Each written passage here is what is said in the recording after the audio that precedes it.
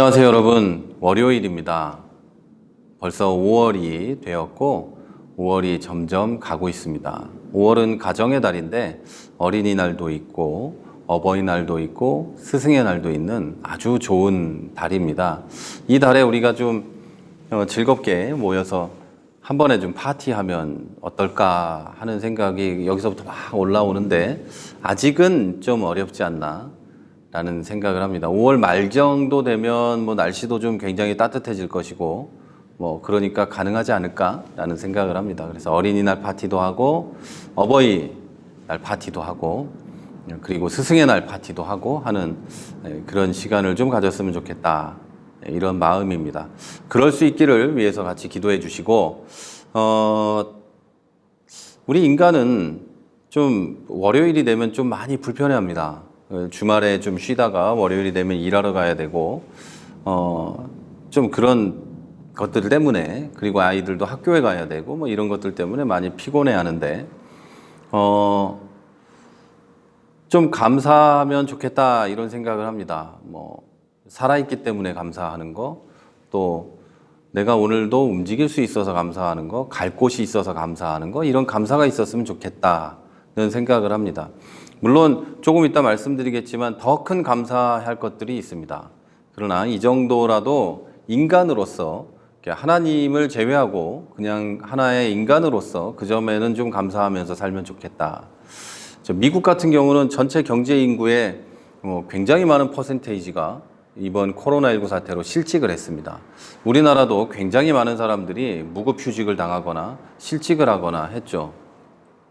그리고 굉장히 많은 분들이 이제 돈을 벌지 못하는 상황에 놓이게 됐어요. 그런데 만약에 지금 방송을 듣는 여러분 가정이 일도 할 수 있고 또 직장에 나가서 돈도 받을 수 있고 뭐 이런 상황이라면 그것만 놓고 봐도 지금은 우리 감사해야 될 상황이 아닌가라는 생각을 합니다.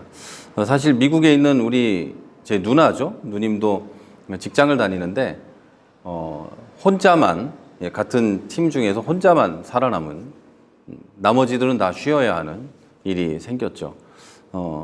어쩔 수 없는 상황이 돼가는 거죠. 미국은 해고와 고용이 쉽기 때문에 유연한 정책을 사용하고 있기 때문에 그게 굉장히 자연스럽습니다. 그리고 직장을 잃으면 의료보험이 사라집니다. 공공보험 같은 게 잘 안 돼 있기 때문에 그런 안타까움들이 그곳에 있습니다. 한인들 중에도 그런 사람들이 많고. 근데 우리가 또 하필이면 다행스럽게도 공공의료보험이 굉장히 잘 돼 있는 우리나라에 살고 있어서 코로나 같은 거 걸려도 물론 위험합니다만 정부에서 이렇게 치료를 해줄 수 있는 이런 시스템이 돼 있다는 게 얼마나 감사한지 모릅니다.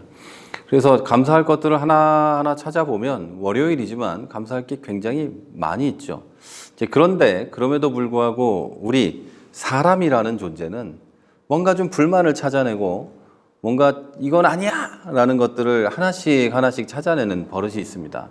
제가 특별히 그런데 굉장히 비판적이며 그리고 뭔가 좀 부정적이라기보다는 뭐라고 할까요? 그런 최악의 경우를 생각하면서 일을 진행합니다. 뭘 하든지 간에. 그래서 지금까지 큰 실패나 뭐 그런 거 없이 왔을지도 모릅니다.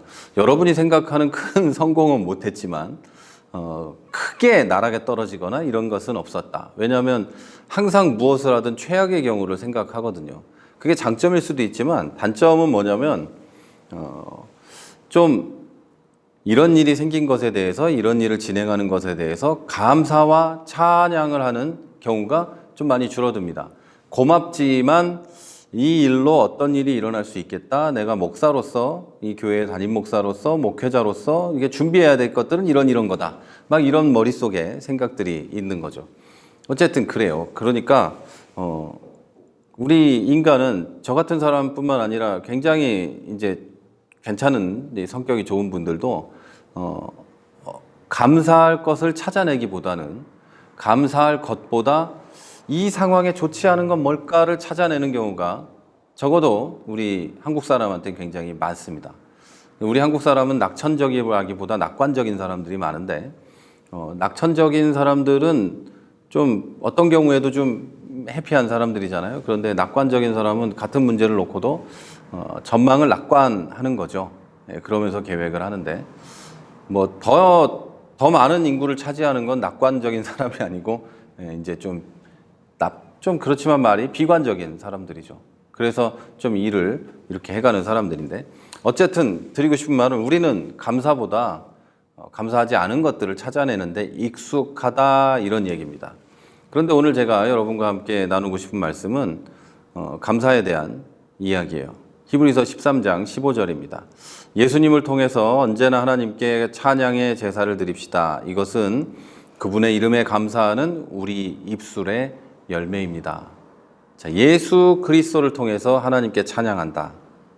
이게 하나님의 예수 그리스도의 이름에 감사하는 우리 입술의 열매다. 예수 그리스도의 오심과 역사, 사역하심과 죽으심과 부활하심과 다시 오심, 심판하심, 이 모든 것에 감사하는 우리 입술의 열매가 하나님께 찬양의 예배를 드리는 거다. 이런 얘기입니다. 자, 우리는 구원받은 사람임에도 불구하고 저도 그렇지만 감사할 이유를 찾아내는 일들을 많이 합니다. 그래서 어떤 분들은 뭐 감사 일기도 쓰고 감사할 내용을 적어보기도 하고 막 이러는데 아무리 찾아도 감사할 이유가 없을 때도 있습니다. 아무리 찾아도 뭐 외양간에 송아지도 없고 논밭에 식물이 다 말라 죽었고 농사를 열심히 지었는데 다 아무 소출도 없는 그리고 막 사방이 적으로 둘러싸여 있는 이런 상황. 감사할 걸 찾으려고 찾아내봐야 나 하나 살아있는 거 말고는 없는. 그런데 그 상황이라는 것이 그냥 죽어도 괜찮은 상황일 만한 막 이런 안타까운 상황이 빠져 있을 때도 있습니다.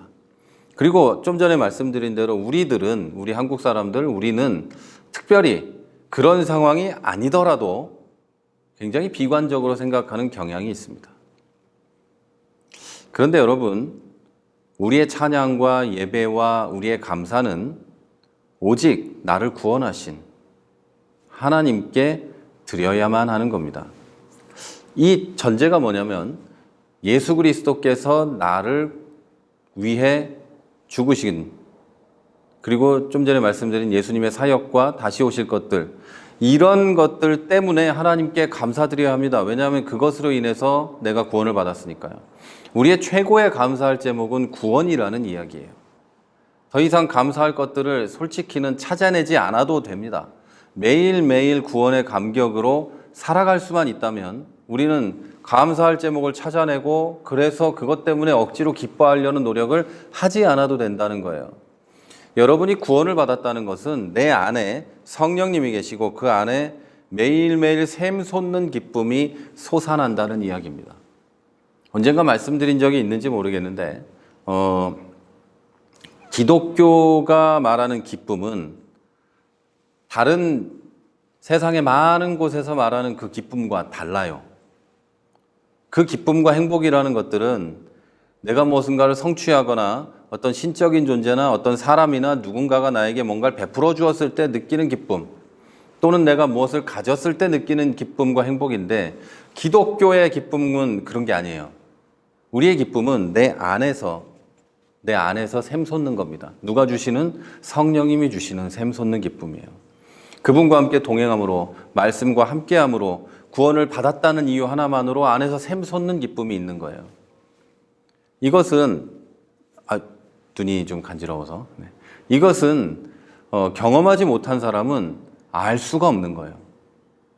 예수 그리스도께서 우리에게 주시겠다고 한 그 평안, 아무도 알 수도 없고 줄 수도 없다는 그 평안, 그게 이 안에 있어서 이 안에서 막 솟아오르는 거예요. 그게 구원받은 사람은 원래 처음부터 있어요. 그런데 우리가 다른 데서 감사할 것들을 찾아내고 있기 때문이에요.